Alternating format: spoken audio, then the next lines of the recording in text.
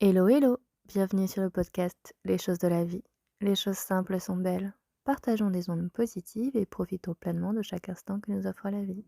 J'espère que mon contenu te plaira et je te dis à très vite. Nostalgie. La nostalgie d'un endroit qu'on a aimé, qu'on a arpenté, dans lequel on a vécu, dans lequel on a des souvenirs. Et lorsque l'on y revient, c'est à la fois quelque chose de semblable et des choses complètement différentes.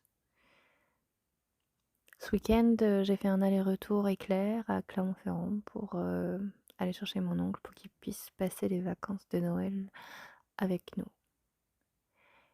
Et je suis arrivée à la gare de Clermont en travaux, de nuit. Il était 17h mais il faisait noir.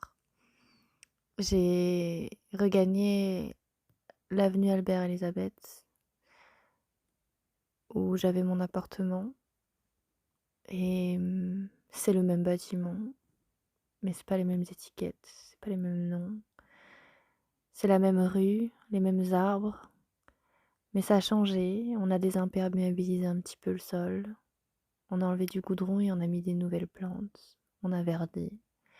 La rue d'Italie, au croisement de la rue Albert-Élisabeth, eh bien, elle est en double sens maintenant. Il y a une piste cyclable qui a été rajoutée. Ce ne sont pas les mêmes personnes dans les rues, les mêmes maisons, les mêmes bâtiments, mais pas les mêmes couleurs, pas la même ambiance, pas les mêmes sons, pas les mêmes odeurs. C'est à la fois pareil et complètement différent. J'ai regagné la place de Lille, enfin la place Alfort d'abord, ensuite la place de Lille, direction la rue du Port, la rue Néron. J'ai trouvé un charmant petit hôtel dans lequel j'ai pu séjourner une nuit. Je vais rejoindre les amis. Et puis le lendemain matin, après le petit déjeuner, j'ai traversé les rues. J'ai traversé les rues que j'empruntais en fait tous les jours pour aller au travail. Alors je me suis remémoré tous ces trajets, ces centaines de trajets sur ces trottoirs, les mêmes trottoirs, des nouvelles plantations, des canivelles, les fameux escaliers de la mairie. Oh, d'abord une première série de marches, une trentaine de marches, puis une autre trentaine, et puis ensuite 5 volets d'une dizaine de marches. Le bruit des chaussures sur les pavés, cette pierre grise, cette cathédrale, toutes ces portes et ces volets, et ce ciel qui se découpait avec la forme des bâtiments, la forme des arbres, les branches. Et je me disais, à chaque fois que je passais devant un bâtiment, tiens, un tel a habité là, un tel a habité ici, et puis a déménagé. Je me suis remémoré les soirées qu'on pouvait faire. Et puis ces rues animées, ces rues que j'ai traversées de jour comme de nuit, en rentrant de soirée. C'était assez étrange parce que dans le train, j'ai relu et lu le bouquin de Camus, Noces suivies de l'été. Et c'est étrange parce que c'était vraiment c'était cette ambiance-là que je ressentais. En fait, il parle dans son livre pendant les premières pages de là où il est né, de Tipaza, en Algérie. Et il explique ce qu'il aimait de ce pays, de son enfance, de ses couleurs, de ses saveurs, de du fait de se plonger dans la mer et de faire corps avec elle en fait, de faire corps avec la nature, de cette chaleur qu'on sent sur notre peau, de ce soleil qui brille et qui nous réchauffe à la fois le corps et l'âme, de l'été qui n'en finit jamais. L'été, c'est notre jeunesse, c'est les souvenirs qu'on en a, la beauté des choses, de ces instants dont on profite et qu'on garde en mémoire, bien au fond de nous. Et il expliquait qu'après l'été, il y a eu l'hiver, il y a eu l'exil, il y a eu la guerre et quand il est revenu, tout avait changé. Il ne pouvait plus aller se baigner quand il le voulait, de nuit.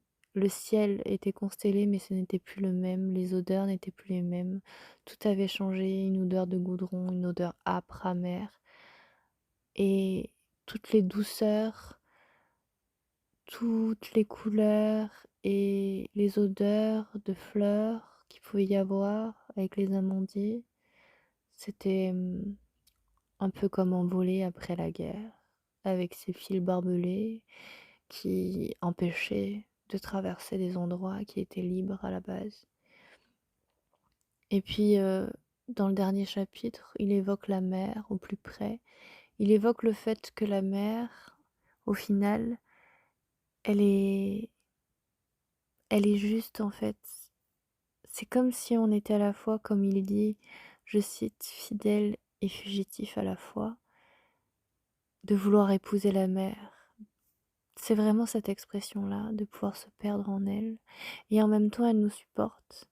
Il explique dans son livre, à la fin du livre, qu'effectivement la mer, elle est là au final, à la fois vierge, inerte et en même temps elle nous porte, elle nous supporte et elle peut nous aider à moins souffrir et c'est ce que j'éprouve tellement quand je vais voir la mer, quand je me plonge, quand je plonge mon regard, en fait, dans les vagues et dans l'écume et qu'elle me libère.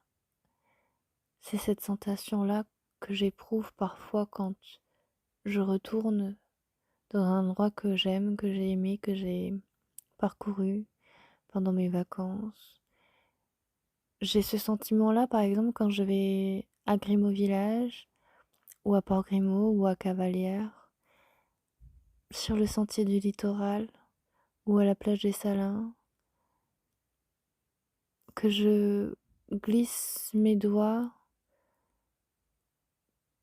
le long des, des rochers, des feuilles, et puis je les imagine s'enfoncer dans le sable, sentir les grains aller sous mes ongles, sentir l'odeur des algues l'hiver et le souffle du vent et l'odeur du sel et, et je me sens bien. Et je me sens bien de me remémorer tout ça. Ce sont des endroits de refuge et il y a des endroits comme ça qui ne changent pas. Mais peut-être comme pour Camus, dans 50 ans, ça ne sera plus pareil, ça n'aura plus la même saveur et je serai déçue, je serai triste et je serai nostalgique de tous ces instants-là qui ne sont plus, qui ont été, mais j'aurais été heureuse que ça existait. Je serais heureuse de me souvenir de ces bons moments et que aujourd'hui, enfin ce jour-là, ce sera autre chose. C'est d'accepter que les choses aient été et que ce n'est pas grave si ça n'est plus. Puisque la mémoire est là pour ça. Et l'écriture aussi est là pour ça. Pour se souvenir. Alors, à chaque fois que je retourne à Clermont, au final, je me sens chez moi. Et en même temps, ce n'est plus chez moi. Je n'y habite plus. Je n'ai plus rien là-bas, à part des connaissances, des amis et des souvenirs.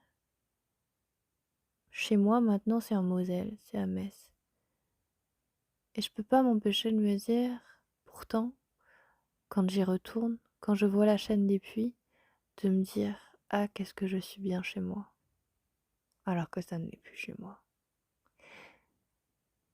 Et d'un autre côté, quand je reviens à Metz, quand je suis revenue à Metz et que je suis revenue chez moi, je me suis dit: «Ah, qu'est-ce que c'est bon d'être à la maison», parce que au final, maintenant c'est chez moi. En fait, chez moi, c'est partout et ailleurs en même temps. C'est ici ou là-bas. C'est un peu tout à la fois. C'est là où mon cœur, où mon esprit est. Au final, se sentir chez soi, c'est se sentir bien dans son corps, dans sa tête, dans son cœur, dans son âme. Alors, on peut être heureux n'importe où, n'importe quand, et on peut vivre d'amour et d'eau fraîche. Ça, c'est certain. On peut vivre de la brume, de la brise, du brouillard et du vent, de la chaleur et de l'étreinte, tout simplement.